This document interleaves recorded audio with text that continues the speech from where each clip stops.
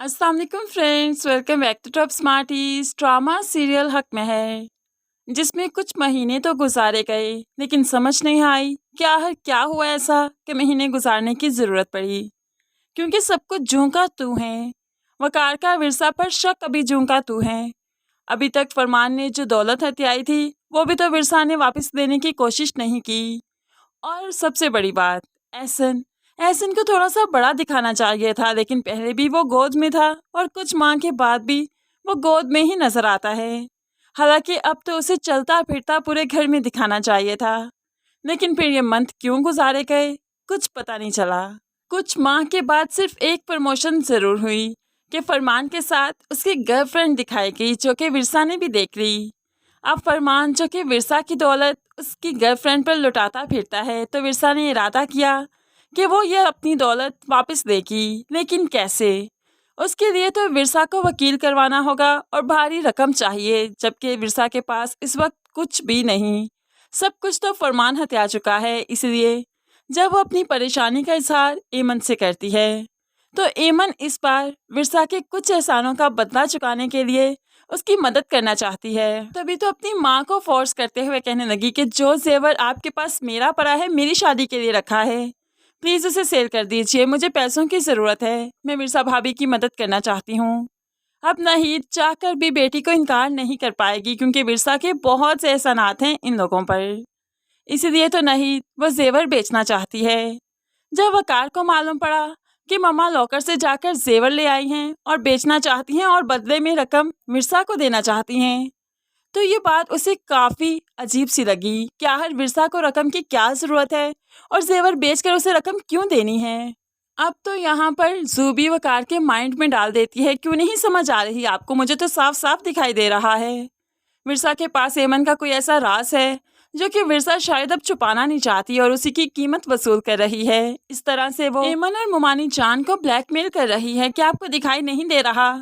अब तो जूबी ने वकार को विरसा के खिलाफ कर दिया और फिर एमन के खिलाफ भी। क्या हर ऐसा कौन सा राज है कि जो विरसा को इन्हें इतनी भारी रकम देनी होगी।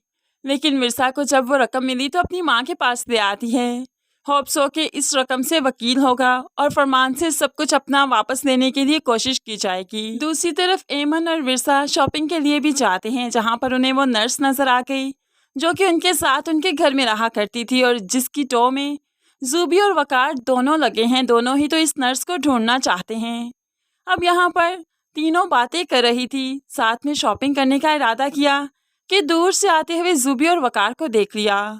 तो एमन जल्दी से अब उस नर्स को छुपाना चाहती है, क्योंकि अगर वो नर्स सामने आ गई तो वकार और जूबी बहुत से सवाल करेंगे और उन्हें अपने सवालों के जवाब इसी नर्स से मिलेंगे।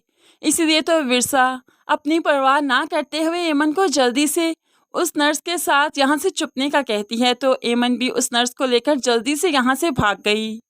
अब वकार जो आगे आया तो उसने विरसा को अकेले शॉपिंग करते हुए पाया तो काफ़ी हैरान रह गया। तुम यहाँ पर अकेले क्या कर रही हो। तो विरसा भी कहने लगी शॉपिंग करने आई हूँ, क्यों कोई एतराज़ है क्या। लेकिन यहाँ पर जूबी और वकार को ये बात खटकने लगी, क्या हर ये अकेली यहाँ पर शॉपिंग क्यों करने आई है। होप्सो आगे चलकर यहाँ पर आदिल भी आया हो तो वकार का शक यकीन में बदल जाएगा कि विरसा यहाँ पर आदिल से मिलने आई है। ऐसे ही बदगुमानियाँ और बढ़ जाएंगी। लेकिन विरसा यहाँ पर यकीन भी दिलवाना चाहे तो हमेशा की तरह वकार को यकीन नहीं आने वाला। इसी तरह ही तीनों घर वापस आते हैं, जूबी, वकार और विरसा। तो वकार विरसा पर गुस्सा करता है, उसके साथ नाराज़गी शो करता है। तो यहाँ पर जूबी कहने लगी, अगर तुम्हें आदिल के साथ शादी करनी है तो क्यों नहीं कर लेती, क्यों उसकी जान के पीछे पड़ी हो, वकार के पीछा क्यों नहीं छोड़ देती तुम।